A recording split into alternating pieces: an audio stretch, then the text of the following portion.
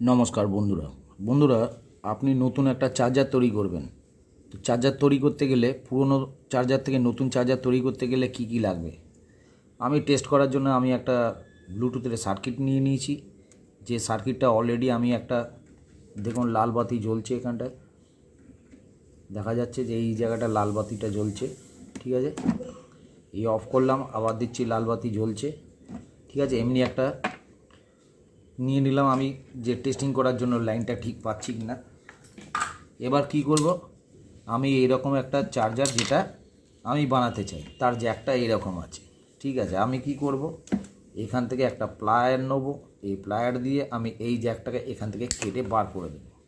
এবার বার করে দেওয়ার পর কী করব, এই লাইনটাকে আমি ছিলব। দ্বিতীয় কথা, আমার এই রকম পিনের দরকার, তো আমি এই রকম পিনের জন্য আমি তৈরি করে নিচ্ছি চার্জারটাকে। আমি কি করব, পিনটাকে এখানে জাস্ট লাগিয়ে রেখে দেবো। তো এর দুটো পয়েন্ট আমি কেটে নিচ্ছি, নেগেটিভ পজিটিভ লাল সাদা যা কিছু আছে এটা তো কেটে বাদ দিয়ে দিয়েছি। এবার আমি এটাকে ছিলব, কানেকশান দেবো।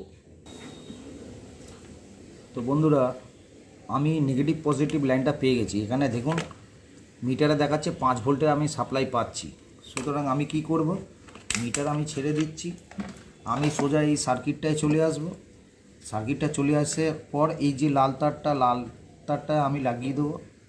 এটাকে আমি মনে করে নিলাম এটা পজিটিভ, যেহেতু আমার লাইনটা চেক করা আছে আমি জানি কোনটা পজিটিভ।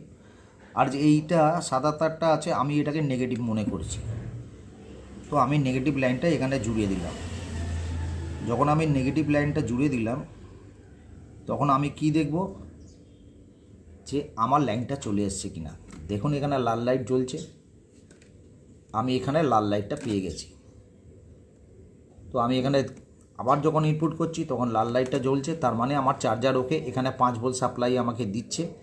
আমার এটা পুরনো চার্জার ছিল, স্যামসাং চার্জার। এই চার্জারে আমি দিচ্ছি, দেখুন এখানে জয়েন করেছি। সুতরাং আমার পিনটা কেমন ছিল দেখুন, এই এত বড় আগেকার পুরনো পিন ছিল, যেটা আমাদের এখনকার মোবাইলে লাগে না।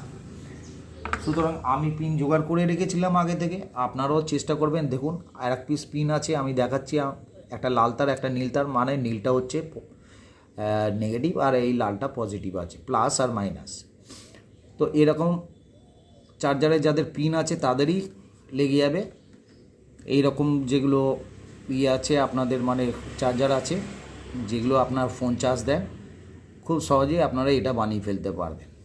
কেমন লাগলো বন্ধুরা অবশ্যই আমাকে কমেন্টে জানাবেন। এই রকম আরও টিপস আমি আপনাদের দেবো। ভালো থাকবেন।